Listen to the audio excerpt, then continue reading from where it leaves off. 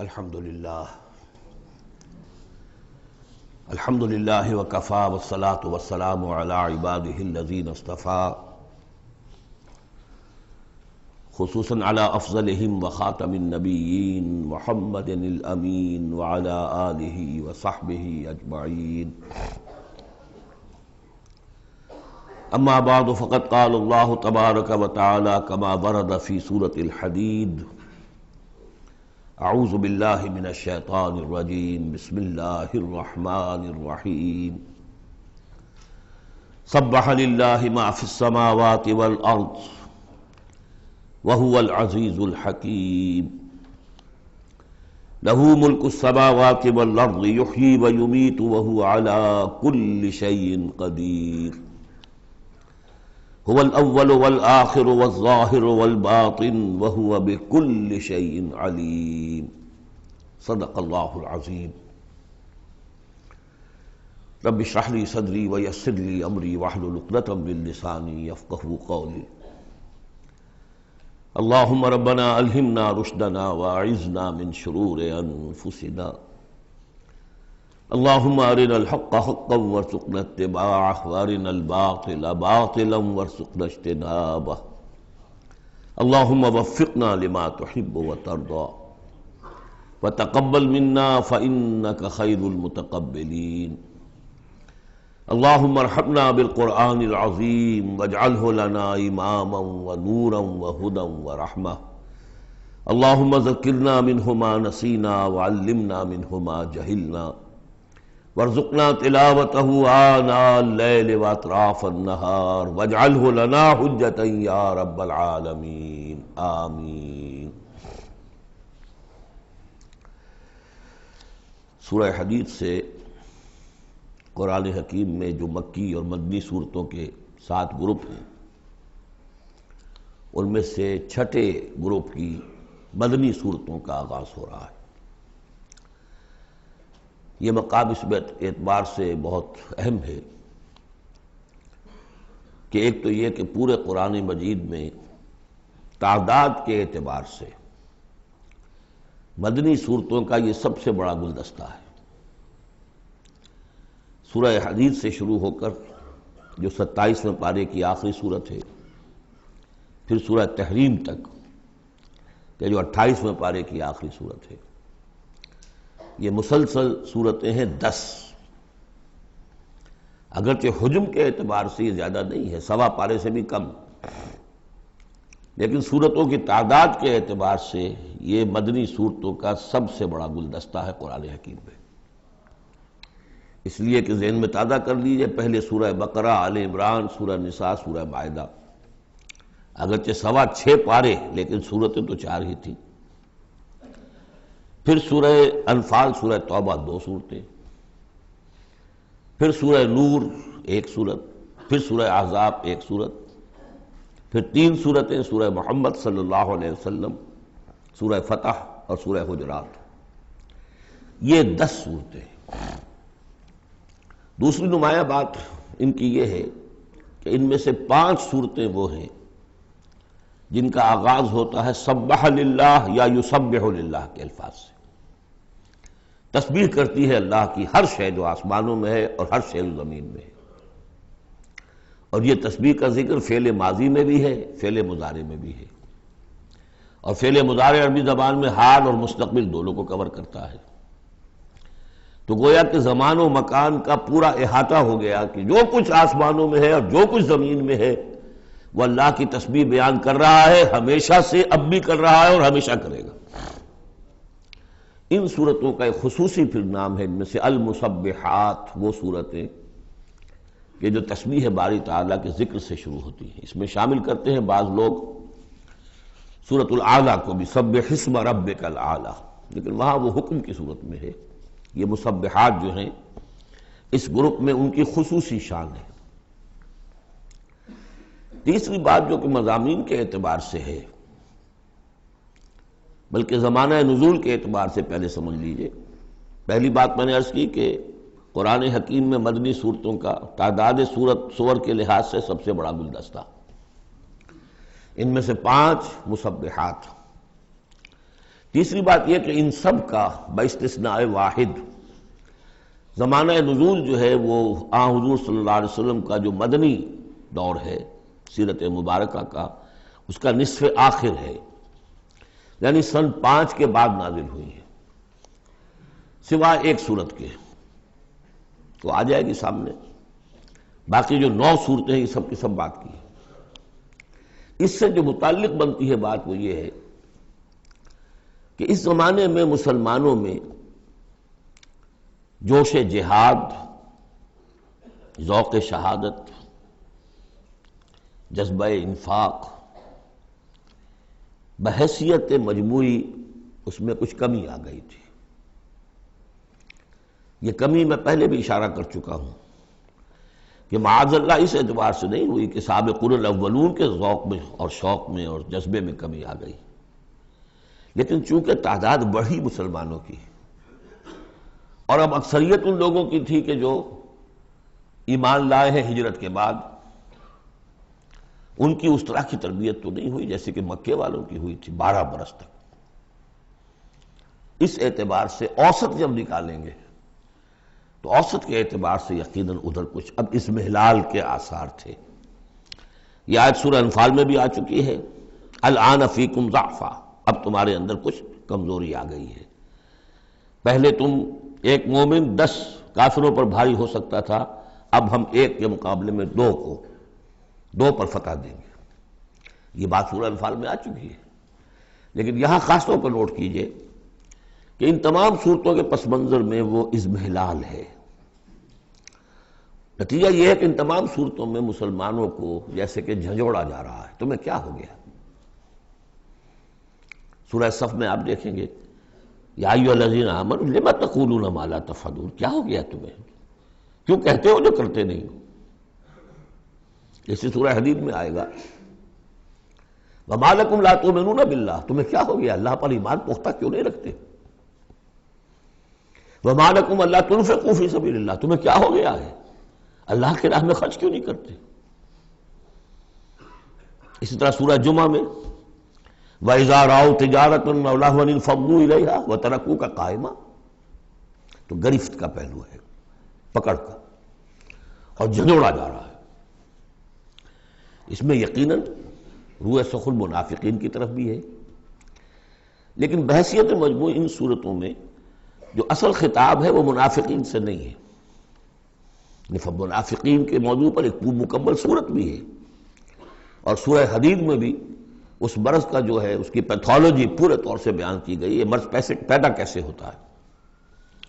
لیکن یہ ہے کہ عام طور پر جو روح سخن ہے وہ ضعفاء کی طرف ہے، کمزور مسلمان، منافق نہیں، یعنی جن کا ایمان اتنا قوی نہیں ہے کہ ہرچہ باد آباد۔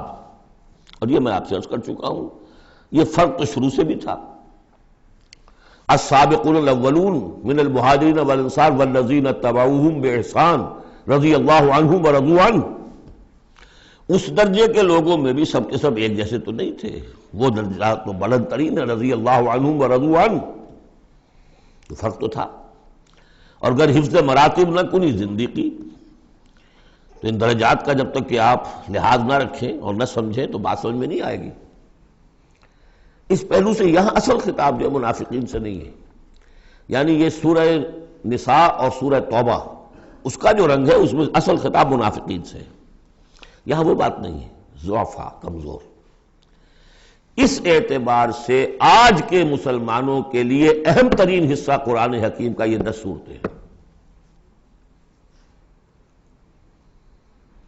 آج کا ایک مسلمان ان 10 صورتوں کو سمجھ لے جو گویا پورے قرآن کا خلاصہ اس کو مل جائے گا۔ ایک تو اس اعتبار سے بھی کہ جیسے میں نے عرض کیا نفاق کا مضمون آیا سورہ نساء میں، سورہ مائدہ میں، سورہ توبہ میں، اور بھی صورتوں میں آیا، سورہ قتال سے شروع ہو گیا۔ لیکن یہ کہ ایک چھوٹی سی صورت ہے 11 آیتوں کی اس مجموعے میں، سورۃ المنافقون، وہ خلاصہ ہے اس پوری بحث کا۔ ایمان کی بحث تو مکی صورتوں میں 2/3 قرآن مکی صورتوں پہ مشتمل ہے۔ اب اس میں التذکیر میں آلاء اللہ جو ہے وہ نکال دیجئے تو ساری بحث ایمان ہی کی تو ہے، توحید کی، آخرت کی، معاد کی، بعث بعد الموت کی، رسالت کی۔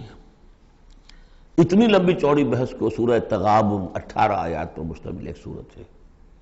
واقعہ یہ ہے کہ خلاصہ نکال دیا گیا، اتر کشید کر کے رکھ دیا گیا. تو ایک تو اس اعتبار سے بھی کہ اگر ان صورتوں کو سمجھ لیا جائے تو پورے قرآن کا خلاصہ سمجھ لیجئے کہ ان میں موجود ہے. سوا پارہ ہے، سوا پارے سے بھی کم ہے.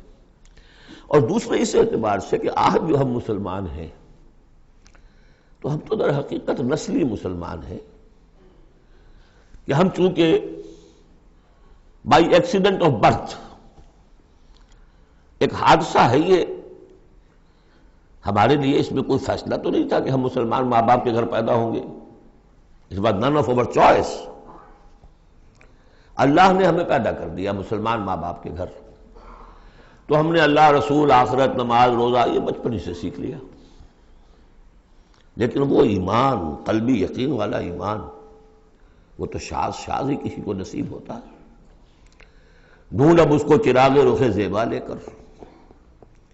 لہذا ہماری عظیم اکثریت اس وقت منافق بھی نہیں ہے، ہم دھوکہ دینے کے لیے تو نہیں ایمان لائے ہم، الحمدللہ منافق اس معنی میں نہیں ہے. تو ہماری عظیم اکثریت جو ہے وہ اس کیٹیگری میں فال کرتی ہے جو سورہ حجرات میں ہم پڑھ آئے ہیں. قالت الاعراب آمنا قل لم تؤمنوا ولكن قولوا اسلمنا ولما يدخل الايمان في قلوبكم. اور وہاں میں بتا چکا ہوں وہ منافقین کا تذکرہ نہیں ہے، اس لیے کہ آگے فرما دیا وَإِن تُطِيعُوا اللَّهَ وَرَسُولَهُ لَا يَلِتْكُم مِّنْ أَعْمَالِكُمْ شَيْئًا. حالانکہ بہت بڑے علماء بھی اس مغالطے میں مبتلا ہو گئے. منافقین کا تذکرہ وہ نہیں ہے. وہ مسلمان کے جو مسلمان ہیں بس ہیں مسلمان، چاہے اس وجہ سے ہے کہ پورا قبیلہ اسلام لا رہا تھا تو چلو بھائی اب چلو ہم بھی ایمان لے آئے، اور چاہے اس وجہ سے کہ ہم مسلمان ماں باپ کے گھر پیدا ہو گئے، کوئی ڈفرنس نہیں ہے. لیکن نیت میں بھی کوئی دھوکہ دینا نہیں ہے. اس وقت بھی کچھ لوگ تھے جو دھوکہ دینے کے لیے ایمان لائے تھے، وہ منافق تھے. لیکن وہ لوگ کہ جن کے دل میں نہ تو مثبت طور پر خلوص والا ایمان تھا اور نہ ہی کوئی منفی طور پر کوئی نفاق تھا، وہ تھے بین. ہماری اکثریت انہیں پر مشتمل ہے. لہذا ہمارے اعتبار سے یہ قرآن حکیم کا جامع ترین اہم ترین حصہ ہے. اور یہی وجہ ہے کہ جس میں نے مطالعہ قرآن حکیم کے منتخب نصاب کا بار بار حوالہ دیا ہے، اس گروپ میں سے اس کی کئی صورتیں پوری شامل ہیں. اس کا جو چھٹا حصہ ہے وہ صرف سورہ حدید پر مشتمل ہے جو ابھی ہم شروع کریں گے.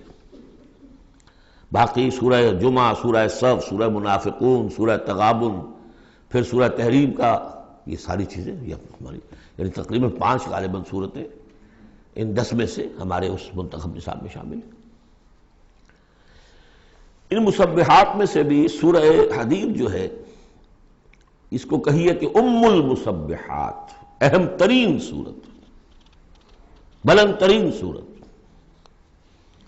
اور میں تحدیثاً للنعمہ عرض کر رہا ہوں کہ بارہا میں نے یہ کہا ہے کہ اللہ کا بہت بڑا فضل و کرم مجھ پر ہوا ہے کہ میں یہ بھی کہہ سکتا ہوں کہ اللہ نے یہ صورت مجھے عطا فرمائی ہے. اس پر میرا غور و فکر، سوچ بچار 50s سے شروع ہو چکا تھا، آج سے 40 سال سے بھی پہلے. اور اللہ تعالیٰ نے مجھے انشراح دیا اس صورت کے بارے میں، اور اس کے حوالے سے اب اس کے دروس میرے 15 گھنٹے پر بھی ہیں، اس کے بھی کیسٹس ہیں، اس کے بھی ویڈیوز ہیں. ظاہر بات ہے کہ اب مجھے اس وقت 1 گھنٹے میں اس کو مکمل کرنا ہے. اس میں جو مباحث ہیں عظیم، ان میں سے تو ایک چاہتا ہے کہ عظیم لیکچر اس پر ہو. بہرحال آج جتنا کچھ بھی ہو سکے گا ہوگا. باقی اس سے اگر آپ میں شوق پیدا ہو جائے تو ایک تو یہ کہ 6 گھنٹے کے شاید ہیں یا 5 گھنٹے کے کیسٹ بھی ہیں اس کے، اور یہ کہ 15 گھنٹے کے کیسٹ بھی ہیں اور ویڈیوز بھی ہیں غالباً اس کے. بہرحال چلیے بس اس لیے تمہید کافی، اس سے زیادہ وقت ہم صرف نہیں کر سکتے. سبح للہ ما فی السماوات والارض، تسبیح کرتی ہے اللہ کی ہر وہ شے جو آسمان میں ہے اور زمین میں ہے. وہو العزیز الحکیم، اور وہ زبردست ہے، کمال حکمت والا. آگے چل کر دیکھیے گا کہ اس میں پھر اضافہ ہوگا، سبح للہ ما فی السماوات وما فی الارض، اور ایمفیسس. پھر آئے گا یسبح للہ ما فی السماوات والارض، پھر آئے گا یسبح للہ ما فی السماوات وما فی الارض. تو یہ مضمون جو ہے ان صورتوں کا بہت اہم ہے. یہ تسبیح سے مراد کیا ہے ایک تسبیح تو وہ ہے کہ جو ہماری سمجھ میں آتی ہے، میں نے پہلے بھی عرض کیا تھا کہ تصویر کوئی ہو تو وہ مصور کے کمال فن یا اناڑی پن کا گویا کہ اپنے زبان سے اظہار کر رہی ہے۔ آپ دیکھتے کہتے ہیں کسی اناڑی کی بنائی ہوئی تصویر ہے، یا آپ کہیں گے صاحب کسی بڑے ماہر فن مصور نے بنایا۔ گویا کہ تصویر اپنے مصور کے کمال فن یا اس کی عدم مہارت پر دلالت کر رہی ہے۔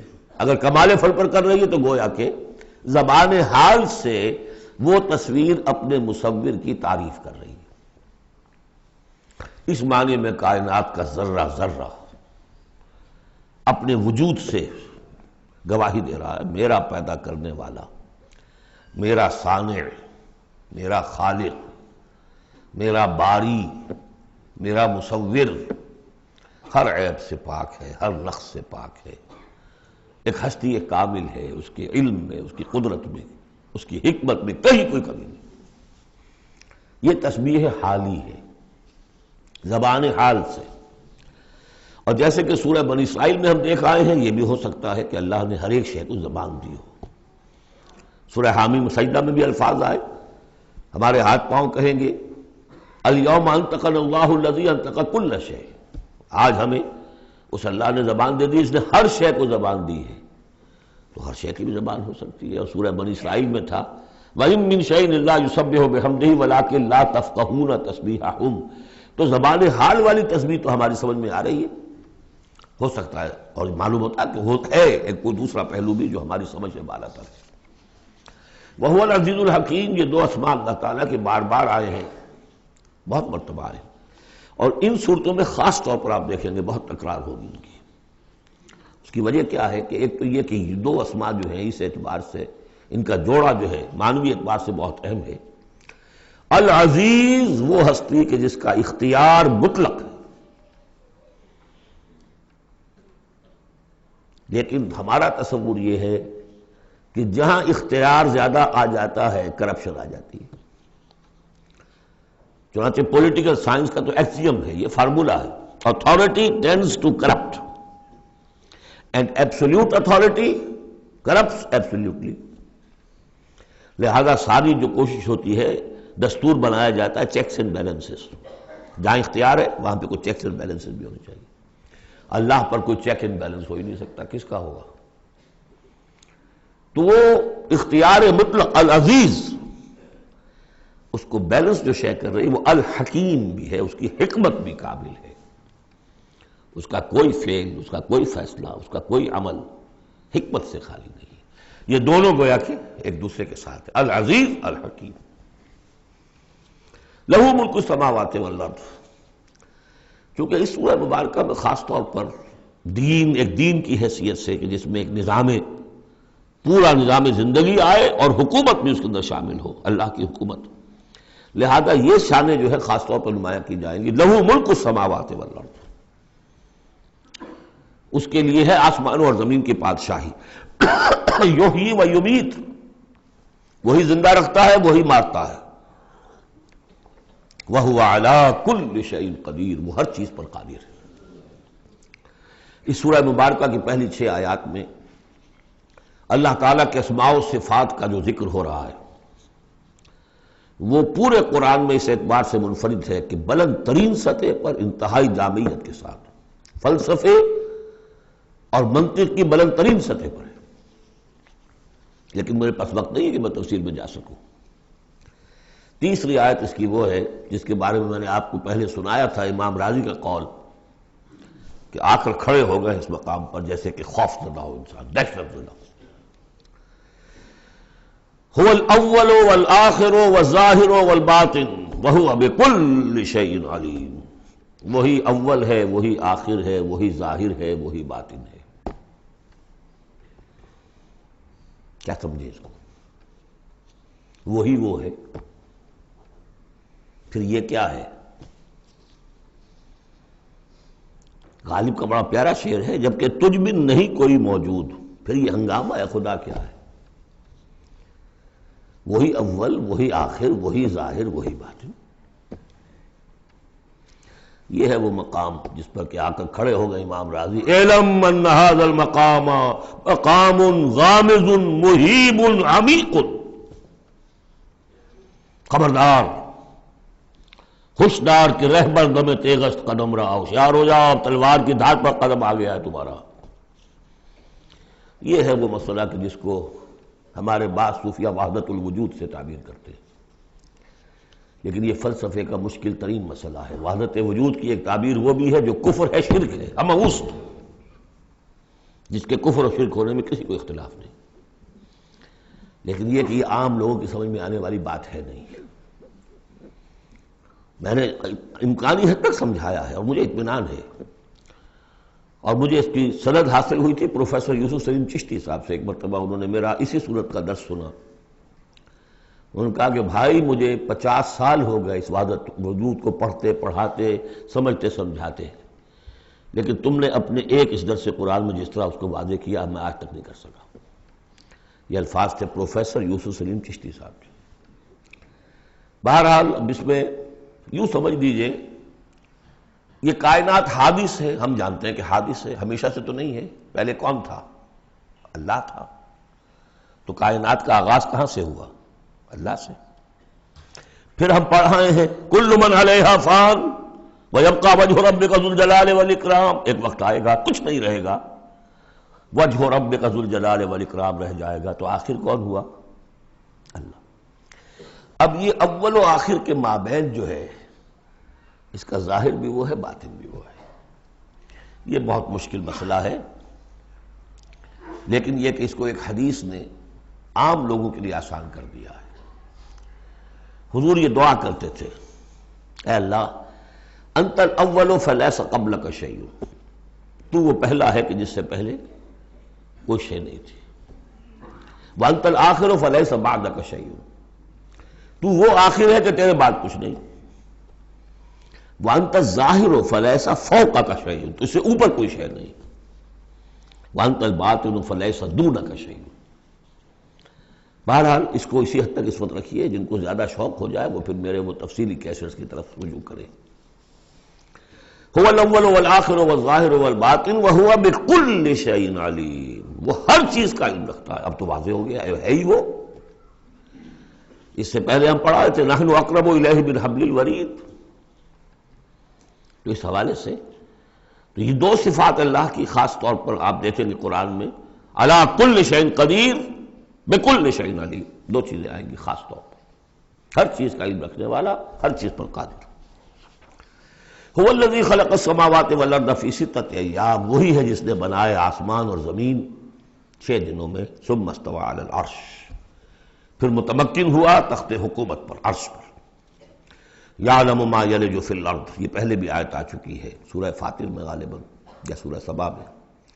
وہ جانتا ہے جو کچھ کے داخل ہوتا ہے زمین میں، وما یخرج منہا، جو کچھ نکلتا ہے اس سے، وما ینزل من السماء، اور جو کچھ اترتا ہے آسمان سے، وما یعرج فیہا، اور جو چڑھتا ہے اس میں، وہو معکم، ویسے پانی بھی اترتا ہے، بخارات بھی چڑھتے ہیں، فرشتے اترتے ہیں احکام خداوندی لے کر، اور پھر وہ چڑھتے ہیں، یا تو انسانوں کی جانیں لے کر بھی چڑھ رہے ہوتے ہیں، یا یہ کہ جو بھی یہاں پر ہو رہا ہے اس کی رپورٹس لے کر چڑھتے ہیں۔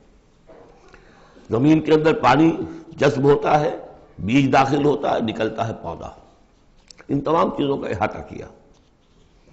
وَهُوَ مَعَكُمْ أَيْنَمَا كُنْتُمْ، تم جہاں کہیں بھی ہوتے ہو وہ تمہارے ساتھ ہوتا ہے۔ وَاللَّهُ بِمَا تَعْمَلُونَ بَصِيرٌ، اللہ تعالیٰ جو کچھ تم کر رہے ہو اسے دیکھ رہا ہے، خود چشمدید گواہ ہے۔ پھر دیکھیے لَهُ مُلْكُ السَّمَاوَاتِ وَالْأَرْضِ،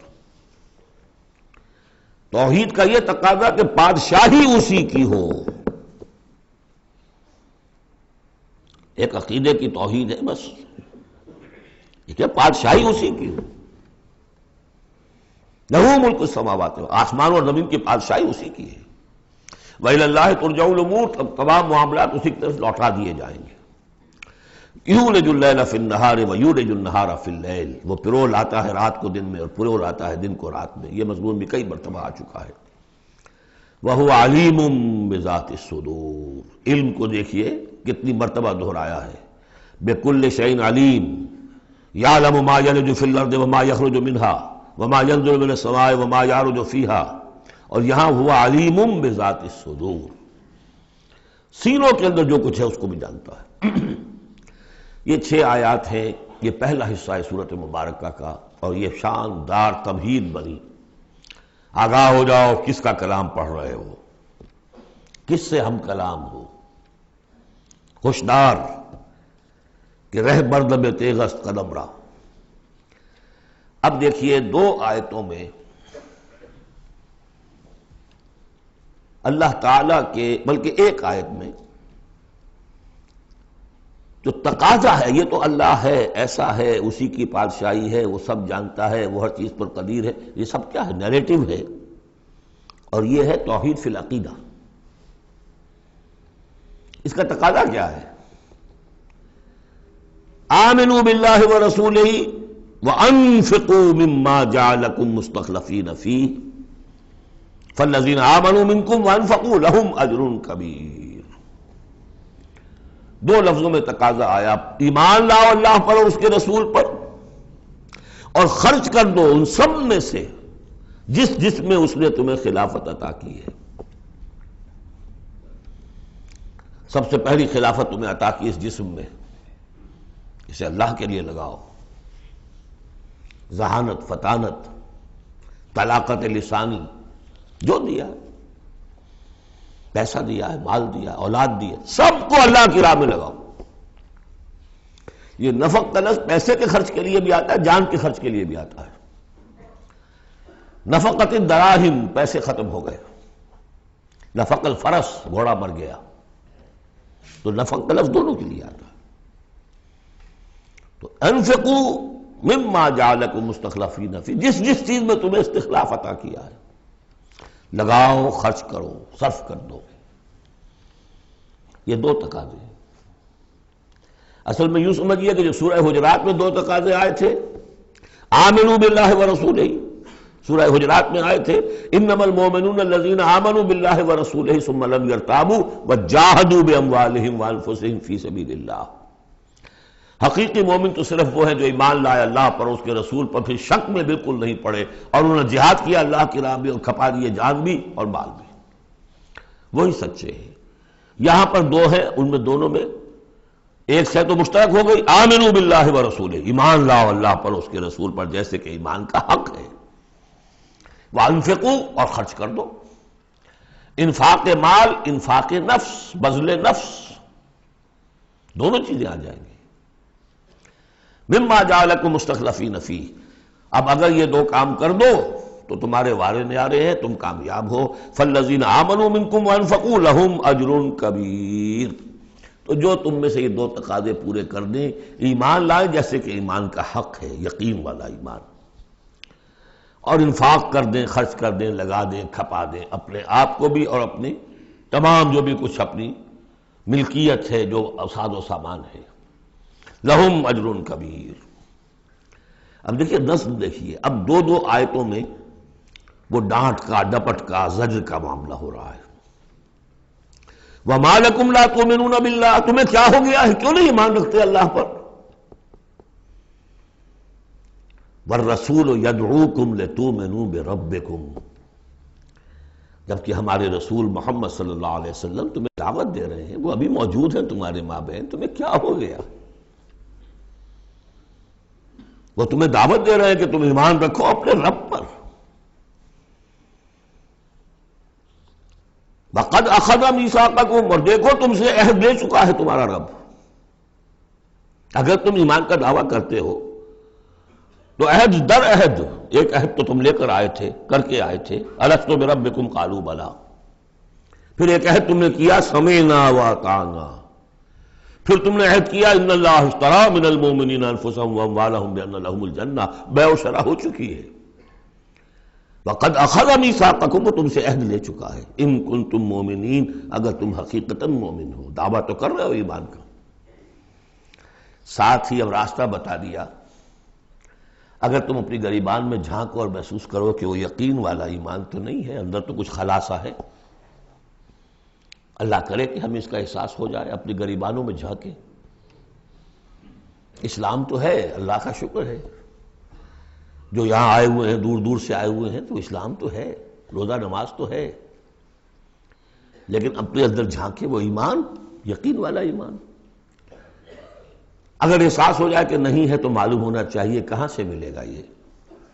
هو الذی ينزل على عبده آیات بینات لیخرجکم من الظلمات الی النور، وہی تو ہے جو اپنے رب، اپنے بندے پر صلی اللہ علیہ وسلم یہ آیات بینات نازل کر رہا ہے تاکہ نکالے تمہیں اندھیروں سے روشنی کی طرف۔ گویا کہ ایمان حقیقی، یقین والے ایمان کا منبع، سرچشمہ، اس کی سورس یہ ہے اللہ کی کتاب۔ اسے پڑھو، سمجھ کر پڑھو، تدبر کرو، غور و فکر کرو، محسوس کرو گے کہ تمہارے اندر ایک ہلچل ہے، تمہاری فطرت کے تار، یہ قرآن چھیڑے گا انہیں۔ نغمے بیتاب ہے تاروں سے نکلنے کے لیے، ایک ذرا چھیڑ تو دے زخمہ مضراب حیات، اور اس سے خود تمہارے اندر سے ابھر کر ایمان اندر سے ابھرے گا۔ تمہارے اندر ہے، سویا ہوا ہے، تمہاری روح میں ہے، ڈورمنٹ ہے، صرف ایکٹیویٹ کرنے کی بات ہے، اور یہ آیات قرآنیہ انہیں ایکٹیویٹ کرتی ہیں۔ هو الذی ينزل على عبده آیات بینات لیخرجکم من الظلمات الی النور وان اللہ بکم لرؤوف رحیم، اور یقیناً اللہ تمہارے حق میں بہت رؤوف اور رحیم ہے۔ اب آپ نے دیکھ لیا سورس جو ہے اس ایمان کا وہ کیا ہے، قرآن۔ سورہ شورى میں ہم دیکھ آئے ہیں خود حضور کو کہاں سے ملا، وَكَذَلِكَ أَوْحَيْنَا إِلَيْكَ رُوحًا مِّنْ أَمْرِنَا مَا كُنْتَ تَدْرِي مَا الْكِتَابُ وَلَا الْإِيمَانُ وَلَكِنْ جَعَلْنَاهُ نُورًا نَهْدِي بِهِ مَن نَّشَاءُ مِنْ عِبَادِنَا۔ اے نبی، آپ کو تو معلوم نہیں تھا کتاب کسے کہتے ہیں، شریعت کسے کہتے ہیں، نہ آپ تورات سے واقف، نہ آپ انجیل سے واقف، آپ تو مکے کے امیین میں سے تھے۔ ایمان کسے کہتے ہیں؟ وَلَكِنْ جَعَلْنَاهُ، اس قرآن کو ہم نے نور بنا کر آپ پر اتارا ہے۔ وہ ایمان جو ہے اب آپ کا باطن اس سے جگمگا اٹھا ہے، اب آپ جو ہے گویا کہ اب روشنی کا مینار ہیں، اب آپ ہدایت دیں گے سیدھے راستے کی طرف۔ اسی کو مولانا ظفر علی خان نے کہا ہے بہت خوبصورتی لیکن بہت سادگی سے، وہ جنس نہیں ایمان جسے لے آئیں دکانیں فلسفہ سے، ڈھونڈے سے ملے گی عاقل کو یہ قرآن کے سپاہوں۔ اچھا، ایک بات تو ہو گئی کہ تم ایمان کیوں نہیں، تمہارا پختہ کیوں نہیں ہے، یہ دلمل یقین ایمان کیوں لیے پھر رہے ہو، یہ شکوک و شبہات کے کانٹے جس میں چبھے ہوئے ہیں اس ایمان کے ساتھ گزارا کیوں کر رہے ہو؟ اگر اس میں کمی ہے تو پہلے اس کمی کو پورا کرو، چھوڑ دو دھندے، کچھ دن نکال لو، ایک سال نکال لو اپنی زندگی میں سے کہ کم سے کم اتنی عربی سیکھ لیں کہ یہ قرآن ہمارے دلوں کے تاروں کو چھیڑ سکے۔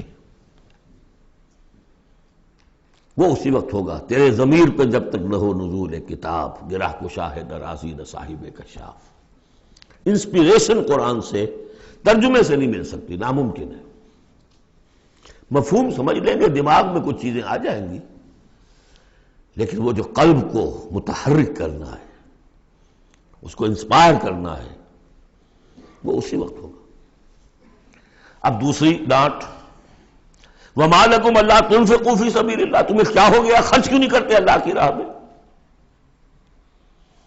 وَلِلَّهِ مِيرَاثُ السَّمَاوَاتِ وَالْأَرْضِ، آسمان اور زمین کی ساری وراثت تو بالآخر اللہ ہی کے لیے رہ جائے گی، تمہارے پاس رہ جائیں گے یہ محل، یہ کوٹھیاں، یہ فیکٹریاں، تم آج ہو کل نہیں ہوگے، جو اگلے ہوں گے وہ بھی پھر نہیں ہوں گے، کائنات تو اسی کی ہے، وارث وہی ہے، الوارث وہی تو ہے، اور تم سینچ سینچ کے رکھ رہے ہو۔ وَمَا لَكُمْ أَلَّا تُنْفِقُوا فِي سَبِيلِ اللَّهِ، اور انفاق میں نوٹ کر لیجئے، میں بتا چکا ہوں کہ انفاق کے اندر انفاق مال بھی ہے، انفاق نفس بھی ہے، بذل نفس، جان کھپانا، وہ واضح ہو جائے گا۔ وَلِلَّهِ مِيرَاثُ السَّمَاوَاتِ وَالْأَرْضِ لَا يَسْتَوِي مِنْكُمْ مَنْ أَنْفَقَ مِنْ قَبْلِ الْفَتْحِ وَقَاتَلَ، برابر نہیں ہے تم میں سے وہ جنہوں نے انفاق کیا اور قتال کیا فتح سے پہلے۔ قتال آ گیا، جان کھپانے کے لیے میدان میں آئے۔ انفاق جو کہا تھا آیت نمبر 7 میں، وہ صرف مال کا نہیں، جان کا بھی ہے۔ اور انفاق جان جو ہے اس کا سب سے بڑا موقع کیا ہے؟ جنگ، جہاں آپ نقد جان ہتھیلی پر رکھ کر حاضر ہوتے ہیں۔ وہ تو اگر جان بچ جائے تو گویا کہ بونس ہے، اللہ جو جاتا ہے جنگ میں وہ پورا رسک لے کر جاتا ہے۔ اب یہاں بات یہ بتائی گئی کہ جو فتح سے پہلے ایمان لائے تھے جبکہ اسلام کمزور تھا، اور انہوں نے قتال کیا اس وقت جبکہ مسلمانوں کی طاقت بہت کم تھی، ان کا درجہ اولئک اعظم درجۃ من الذین انفقوا من بعد وقاتلوا، ان کا بہت اونچا درجہ ہے، بہت عظیم درجہ ہے ان لوگوں کے مقابلے میں کہ جنہوں نے انفاق کیا اور قتال کیا فتح کے بعد۔ وَكُلًّا وَعَدَ اللَّهُ الْحُسْنَى، اب فتح کے بعد سے صاف ظاہر ہو رہا ہے کہ یہ صورت کم سے کم سن 6 کے بعد نازل ہوئی ہے، اس لیے کہ فتح تو پہلی جو ہے وہ سن 6 میں صلح حدیبیہ کی شکل میں حاصل ہوئی ہے، اِنَّا فَتَحْنَا لَكَ فَتْحًا مُبِينًا۔ اور پھر جو ظاہری فتح تھی وہ تو فتح مکہ ہے، وہ سن 8 میں ہے۔ یہاں فرمایا جا رہا ہے جن لوگوں نے قتال کیا اور انفاق کیا فتح سے پہلے، ان کا درجہ بہت بلند ہے ان سے جنہوں نے انفاق کیا اور قتال کیا بعد میں۔ اگرچہ کُلًّا وَعَدَ اللَّهُ الْحُسْنَى، سب سے اللہ کا وعدہ ہے بہت اچھا، وَاللَّهُ بِمَا تَعْمَلُونَ خَبِيرٌ، اور جو کچھ تم کر رہے ہو اللہ اس سے باخبر ہے۔ اب آئی پکار، اس کو اب کھلے دل سے بیدار دل سے سنیے۔ میرا خالق آپ کا خالق، میرا مالک آپ کا مالک، اس کائنات کا مالک، من ذا الذی یقرض اللہ قرضا حسنا، کون ہے وہ جو اللہ کو قرض حسنا دے؟ ہے ہمت دینے کی؟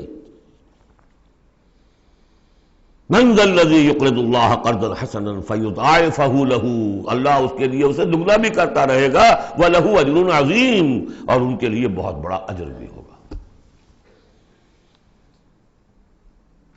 لگاؤ اپنی مال اللہ کے راہ میں، لگاؤ اور کھپاؤ، اپنی جانیں اللہ کی راہ میں لگاؤ اور کھپاؤ، اور جان لیجئے کہ جان کا کھپنا اور مال کا کھپنا ایک یہ کہ شہادت یا موت سے پہلے تو برابر چیز ہے۔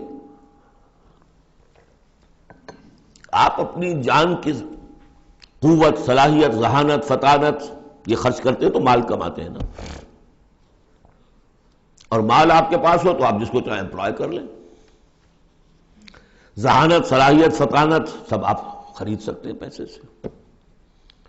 تو اگر کسی نے وقت لگایا ہے تو مال لگایا ہے، ٹائم از منی،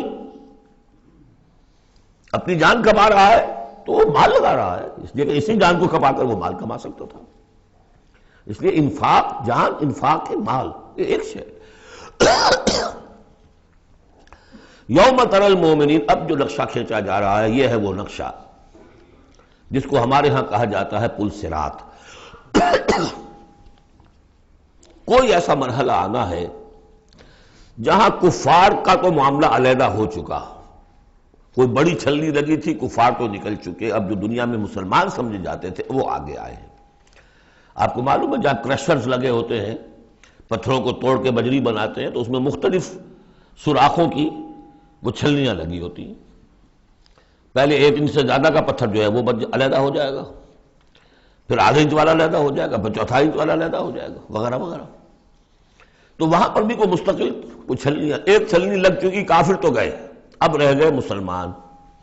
ان میں ذرا چھانٹی کرنی ہے کہ ان میں صاحب ایمان کون ہے اور منافق کون ہے۔ اس کے لیے پل صراط کوئی جگہ ہے جہاں سے گزرنا ہوگا، گھپ اندھیرا ہوگا، اور اس کے نیچے ہوگی جہنم، گھپ اندھیرا۔ اور جن کے پاس ایمان تھا دنیا میں انہیں روشنی مل جائے گی، یہاں ان کے قلب سے روشنی نکل رہی ہوگی۔ اعمال صالحہ کیے تھے داہنے ہاتھ سے تو یہاں پہ ان کا نور ہوگا، وہ اپنی اس روشنی میں راستہ پار کر کے جنت میں پہنچ جائے گی۔ اور جن کے پاس یہ روشنی نہیں تھی، چاہے وہ مسلمانوں میں شریک تھے، چاہے مسلمانوں کے قائد ہوں، بہت بڑے قائد ہوں، لیکن اگر وہ نور ایمان سے محروم تھے اور اعمال صالحہ کی کوئی پونجی نہیں تھی، انہیں روشنی نہیں ملے گی، وہ ٹھوکریں کھاتے ہوئے گریں گے اور جہنم میں جائیں گے۔ یہ ہے نقشہ۔ یہ نقشہ یہاں پر تفصیل سے کھینچا گیا ہے، پھر دوبارہ آخری جو سورت ہے سورہ تحریم، اس میں پھر اس کا تذکرہ آئے گا۔ یوم تری المؤمنین والمؤمنات یسعی نورہم بین ایدیہم وبایمانہم، جس دن کہ تم دیکھو گے مومن مردوں اور مومن عورتوں کو کہ ان کا نور دوڑتا ہوا ہوگا ان کے سامنے اور داہنی طرف، سامنے نور ایمان اور داہنی طرف نور اعمال صالحہ۔ بشراکم اليوم جنات تجری من تحتها الانہار خالدین فیہا، ان سے کہا جائے گا آج تمہارے لیے بشارت ہے ان جنتوں کی جن کے نیچے نہریں بہہ رہی ہیں اور تم رہو گے اس میں ہمیشہ ہمیشہ، ذالک هو الفوز العظیم، یقیناً یہی بہت بڑی کامیابی ہے۔ یوم یقول المنافقون والمنافقات، جس دن کے کہیں گے منافق مرد اور منافق عورتیں، للذین آمنوا، ان اہل ایمان سے، انظرونا، ذرا ٹھہرو، ہمارا انتظار کرو، نقتبس من نورکم، تمہاری روشنی سے ہم بھی فائدہ اٹھا لیں۔ ہمارے پاس تو کوئی نور ہے نہیں، دیکھیے انتہائی دھوپ اندھیرا ہو، کہیں جنگل میں سے گزرنا ہو اور پگڈنڈی ہو، اس پر آپ چل رہے ہو، جس کے پاس ٹارچ ہے وہ تو گویا کہ بادشاہ ہے اس وقت، اور وہ تیز قدم اٹھا رہا ہے، پیچھے والا کہتے ہیں کہ بھائی ٹھہرو بھیا، تمہارے پاس تو ٹارچ ہے، ہمیں بھی ساتھ لے کے چلو، وہی نقشہ ہے۔ انظرونا، ہمیں مہلت دو، انتظار کرو ہمارا، ذرا ٹھہرو، کہاں بڑھے چلے جا رہے ہو؟ اقتبس من نورکم، یہی وہ لفظ اقتباس، قبس کہتے ہیں چنگاری کو، کسی چولہے میں سے چنگاری لا کر اپنے چولہے میں آگ جلا دینا، ہم تمہارے اس نور سے فائدہ اٹھا لیں۔ قیل ارجعوا وراءکم فالتمسوا نورا، کہا جائے گا لوٹ جاؤ پیچھے کی طرف اور تلاش کرو نور۔ یہ نور یہاں نہیں ملا، دنیا سے کما کر لایا گیا ہے۔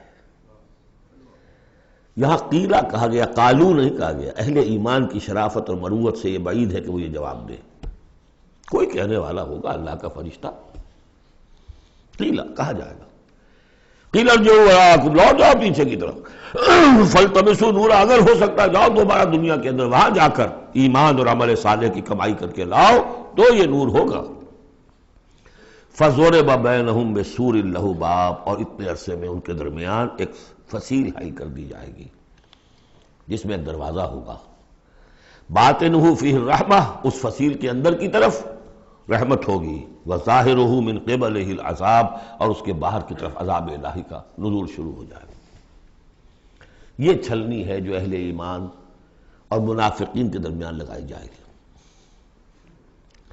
اب اس اعتبار سے اگلی دو آیتیں جو ہیں قرآن مجید کا اہم ترین مقام ہے کہ یہ پیتھولوجی کیسے ڈیولپ ہوتی ہے، نفاق کیسے آتا ہے۔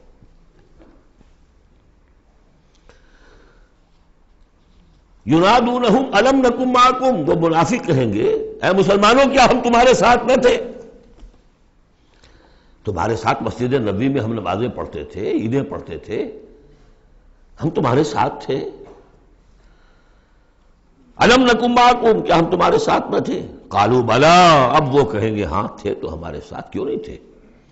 ولکنکم فتنتم انفسکم، تم نے اپنے آپ کو فتنے میں ڈالا۔ فتنہ کیا ہے؟ انما اموالکم واولادکم فتنہ، مال اور اولاد سے ضرورت سے زیادہ محبت، اگر اللہ اور اس کے رسول اور اس کی راہ میں جہاد سے زیادہ محبت ہے اہل و عیال سے اور مال سے، تم نے اپنے آپ کو اپنے ہاتھوں فتنے میں ڈال لیا۔ یہاں ذرا وہ آیت اب یاد کر لیجئے جو سورہ توبہ میں ہم پڑھا ہے، آیت نمبر 24، قل ان کان آباؤکم وابناؤکم واخوانکم وازواجکم وعشیرتکم واموال اقترفتموها وتجارۃ تخشون کسادها ومساکن ترضونها احب الیکم من اللہ ورسولہ وجہاد فی سبیلہ فتربصوا حتی یاتی اللہ بامرہ واللہ لا یہدی القوم الفاسقین۔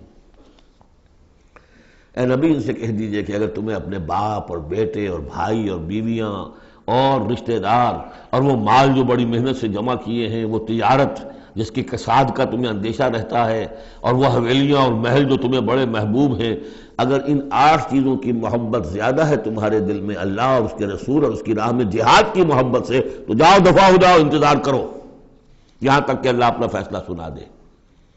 یہ ترازو کس نے ٹلٹ کی ادھر؟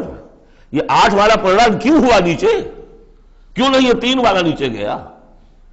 یہ تمہارا فیصلہ ہے، اٹ واز یور چوائس، لہذا فتنتم انفسکم، تم نے خود اپنے آپ کو فتنے میں ڈالا، اور یہ فتنے میں جب ڈالا وَتَرَبَّصْتُمْ، نتیجہ تربص نکلا، وہی جو آیت ختم ہوئی آیت نمبر 24 سورہ توبہ کی، فَتَرَبَّصُوا، گو مگو میں آدمی مبتلا ہو جاتا ہے، چلوں نہ چلوں، بڑھوں نہ بڑھوں، قدم بڑھاتا ہوں تو یہ خطرات آتے ہیں، یہ مصیبتیں آتی ہیں، رک جاتا ہوں تو باز پرس ہوتی ہے، پوچھا جائے گا، اچھا چلو جھوٹ بول کے جان بچا لوں گا، اس سے آگے بڑھنا شروع ہوتا ہے بس۔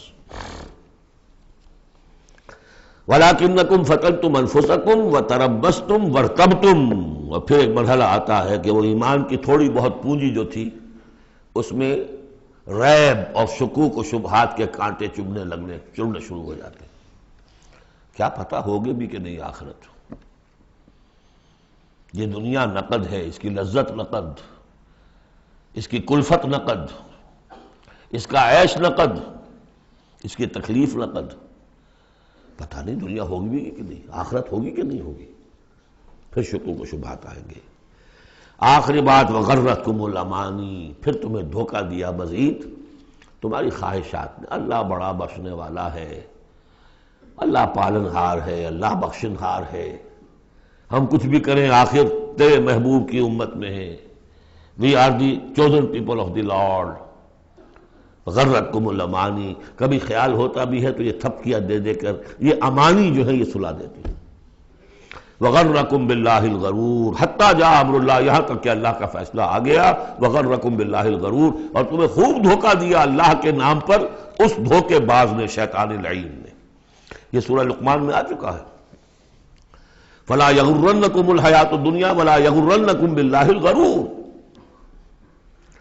یہ ہے سٹیجز، دنیا، مال، اسباب، اولاد، کاروبار، ان چیزوں میں اتنا انہماک کہ اللہ اور اس کا رسول اور اللہ کی راہ میں جہاد کی جو محبت ہے وہ کم تر ہو جائے، یہ نقطہ آغاز ہے۔ یہاں سے تربص، تربص سے ریب و شکوک، اور ریب و شکوک سے آگے نفاق۔ فَالْيَوْمَ لَا يُؤْخَذُ مِنْكُمْ فِدْيَةٌ وَلَا مِنَ الَّذِينَ كَفَرُوا، تو آج نہ تم سے کوئی فدیہ قبول کیا جائے گا اور نہ کافروں سے۔ اشارہ کر دیا گیا دنیا میں تم مسلمانوں کے ساتھ تھے، یہاں تمہارا حشر اب کافروں کے ساتھ ہے۔ یہی نفاق کی حقیقت ہے۔ منافق دنیا میں مسلمان شمار ہوتا ہے، قانون میں مسلمان ہے، آخرت میں جا کر پردہ کھلے گا کہ ایمان کی حقیقت تو تھی ہی نہیں، یہ تو ایک عقیدہ تھا، لیے پھرتا تھا، ایک ڈوگما تھا، دل میں وہ بات نہیں تھی۔ وَلَمَّا يَدْخُلِ الْإِيمَانُ فِي قُلُوبِكُمْ، وہ ایمان ابھی تمہارے دلوں میں داخل نہیں ہوا تھا۔ دل کے اندر ایمان نہیں تو نور کہاں سے آ جائے گا؟ اور دل میں ایمان نہیں تو جو نیکی بھی کر رہے ہیں وہ دکھاوے کی نیکی ہے، وہ دنیا میں لوگوں کے اندر شہرت حاصل کرنے کی نیکی ہے۔ ہاں ایمان یہاں ہے تو اب نیکی جو ہے اس کے اندر نور ہے۔ فَالْيَوْمَ لَا يُؤْخَذُ مِنْكُمْ فِدْيَةٌ وَلَا مِنَ الَّذِينَ كَفَرُوا مَأْوَاكُمُ النَّارُ وَهِيَ مَوْلَاكُمْ وَبِئْسَ الْمَصِيرُ، اب تو تمہارا ٹھکانہ تو آگ ہی ہے اور وہ بہت برا ٹھکانہ ہے، وہی تمہاری مولا ہے، غم خار ہے، دم ساز ہے، کوئی اپنا شکوہ شکایت کرنی ہے، کوئی نالا و فریاد، اسی سے کہو جو کچھ کہنا ہے، بئس المصیر، اور وہ بہت برا ٹھکانہ ہے۔ اب یہ سب کچھ اگر آپ نے سن لیا تو اب یہ آپ سے ایک اور سوال اللہ تعالیٰ کر رہے ہیں، أَلَمْ يَعْنِ لِلَّذِينَ آمَنُوا أَن تَخْشَعَ قُلُوبُهُمْ لِذِكْرِ اللَّهِ وَمَا نَزَلَ مِنَ الْحَقِّ، کیا وقت آ نہیں گیا اہل ایمان کے لیے کہ ان کے دل جھک جائیں اللہ کی یاد میں اور اس کے سامنے کے جو حق میں سے نازل ہو چکا ہے؟ یاد ہے اس قرآن کے بارے میں سورہ بنی اسرائیل میں کیا پڑھا تھا؟ وَبِالْحَقِّ أَنزَلْنَاهُ وَبِالْحَقِّ نَزَلَ، ہم نے اس کو نازل کیا حق کے ساتھ اور یہ نازل ہوا ہے حق کے ساتھ۔ تاخیر، تعویق، یہ کر لوں وہ کر لوں، اس کے بعد بچیوں کے ہاتھ پیلے کرنے ہیں، ابھی ذرا بچوں کی تعلیم کا مسئلہ ہے۔ تعلیم کیا؟ دنیا کی تعلیم، میری تعلیم دنیا کی، خود ساری عمر گزار دی ہے جن کوچوں کی سیر کرتے ہوئے انہی کوچوں میں داخل کر رہے ہیں اپنی اولاد کو۔ اور ایسے ایسے لوگ بھی ہیں، ایسے ایسے ناسمجھ لوگ، کچی عمر میں برطانیہ بھیج دیا، امریکہ بھیج دیا، اور پھر روتے ہوئے آتے ہیں بچہ بگڑ گیا، بچے نے یہ کر دیا، بچہ وہ ہو گیا۔ یہ تو حال ہے۔ أَلَمْ يَعْنِ لِلَّذِينَ آمَنُوا أَن تَخْشَعَ قُلُوبُهُمْ لِذِكْرِ اللَّهِ وَمَا نَزَلَ مِنَ الْحَقِّ، کیا وقت آ نہیں گیا؟ کس کے منتظر ہو؟ اہل ایمان کے دل جھک جائیں اللہ کی یاد میں اور اس قرآن کے سامنے. وَلَا يَكُونُوا كَالَّذِينَ أُوتُوا الْكِتَابَ مِن قَبْلُ، نہ ہو جائیں ان لوگوں کے مانند جنہیں کتاب دی گئی تھی پہلے. فَطَالَ عَلَيْهِمُ الْأَمَدُ، تو جب ان پر ایک طویل مدت گزر گئی، فَقَسَتْ قُلُوبُهُمْ، تو ان کے دل سخت ہو گئے.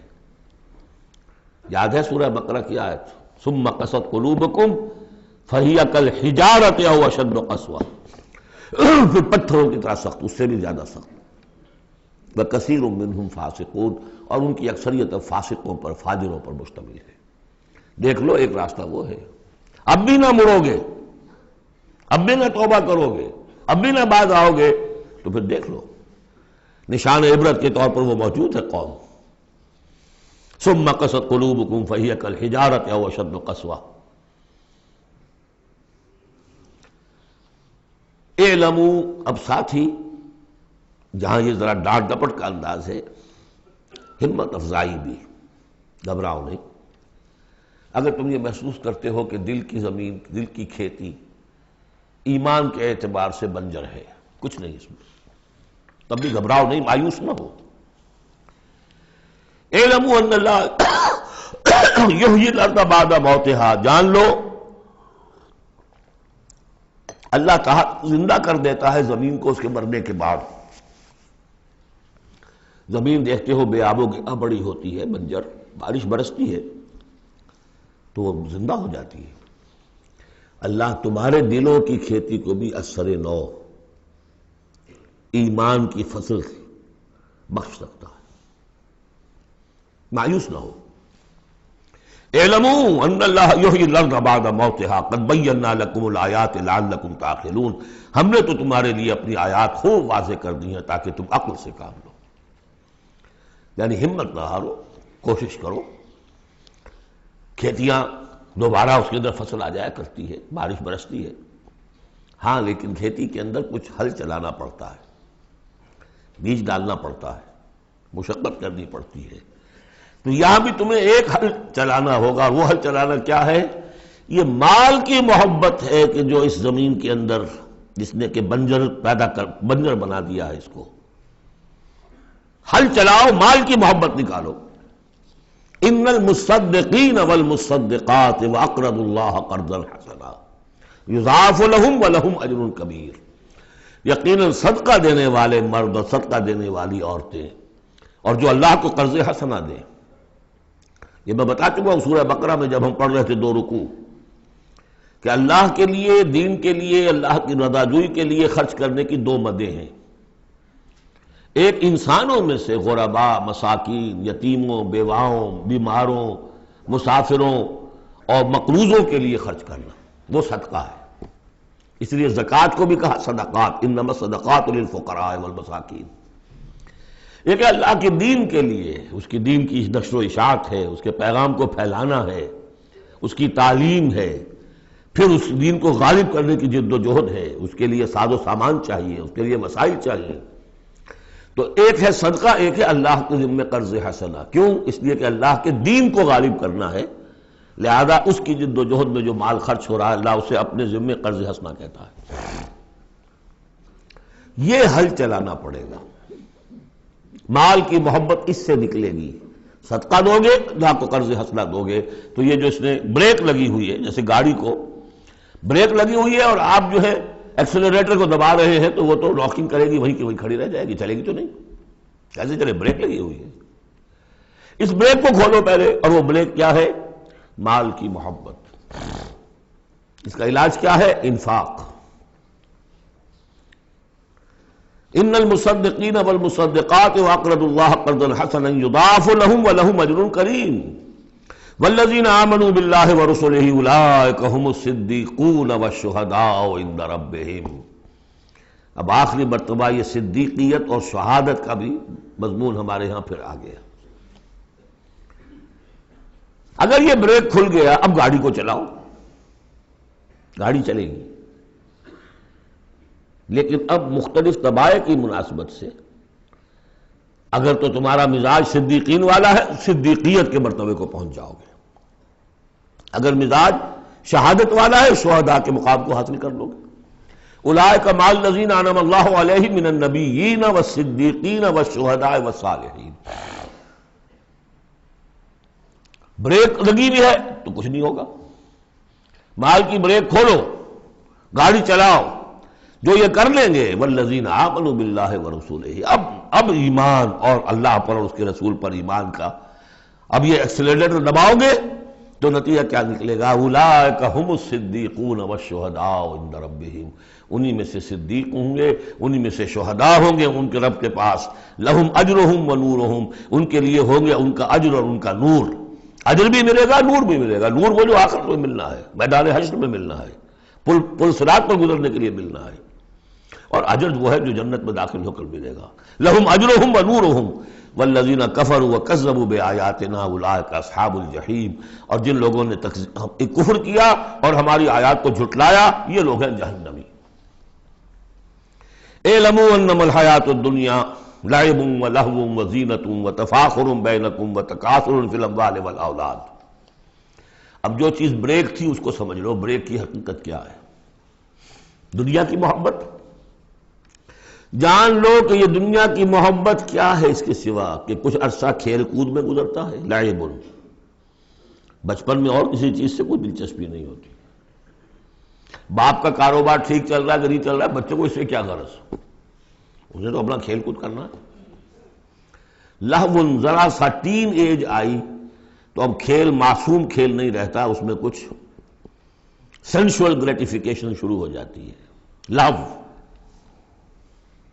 اور اسی وقت جو ہے زینت، بناؤ سنگھار بہت ہوتا ہے. بہت اس ایج میں مردوں کو بھی خیال ہوتا ہے ٹھیک ٹھاک لباس ہو، پورا جو ہے ہمارے فیشن کے مطابق ہو.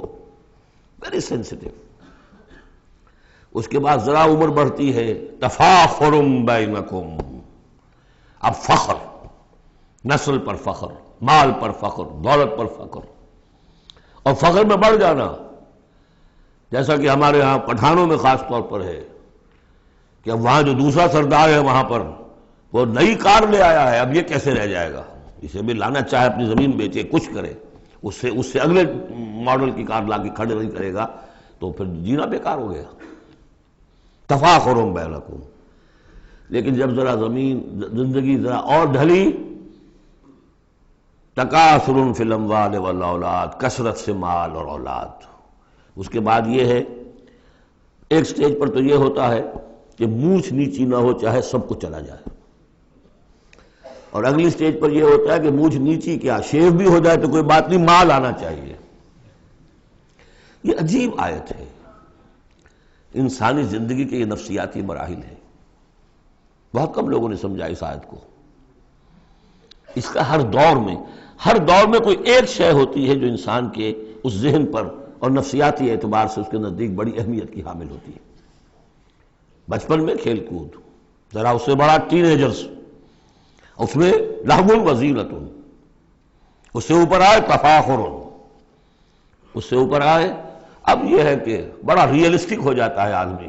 چھوڑو میاں ان باتوں کو، پیسے کی فکر کرو، رکھو، اس کو سنبھالو.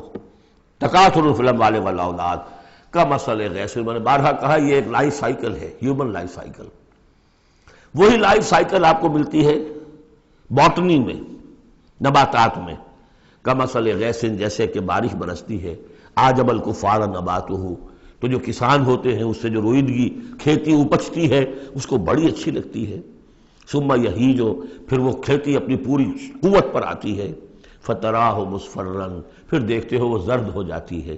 ثم یکون حطاما، پھر کھیتی کٹ جاتی ہے اور چورا چورا کہیں جو ہے وہ توڑی کے ٹکڑے پڑے رہ جاتے ہیں. اسی طرح بچہ پیدا ہوتا ہے، بڑی خوشیاں ہیں، جشن بن رہا ہے.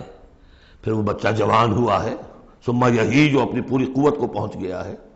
فتراہ مصفرا، پھر بالوں میں بھی سفیدی آ گئی، پھر چہرے پر جھریاں آ رہی ہیں. ثم یکون حطاما، پھر مرے اور گڑھے میں دفن ہوئے اور مٹی میں مل کر مٹی ہو گئے.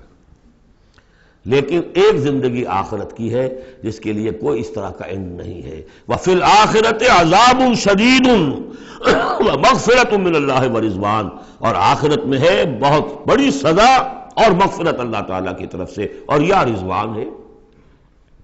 وَإِنَّهَا لَجَنَّةٌ أَبَدًا أَوْ لَنَارٌ أَبَدًا، وَمَا الْحَيَاةُ الدُّنْيَا إِلَّا مَتَاعُ الْغُرُورِ، اور جان لو کہ دنیا کی یہ زندگی تو سوائے دھوکے کے ساز و سامان کی اور کچھ نہیں ہے۔ یہ تمہیں اپنے اندر گم کیے رکھتی ہے، بھلائے رکھتی ہے، نہ اللہ یاد نہ آخرت یاد، اسی میں مگن، اسی میں گم۔ کافر کی یہ پہچان کہ آفاق میں گم ہے، اور مومن کی یہ پہچان کہ گم اس میں ہے آفاق۔ بارک اللہ لی ولکم فی القرآن العظیم ونفعنی وإیاکم بالآیات والذکر الحکیم۔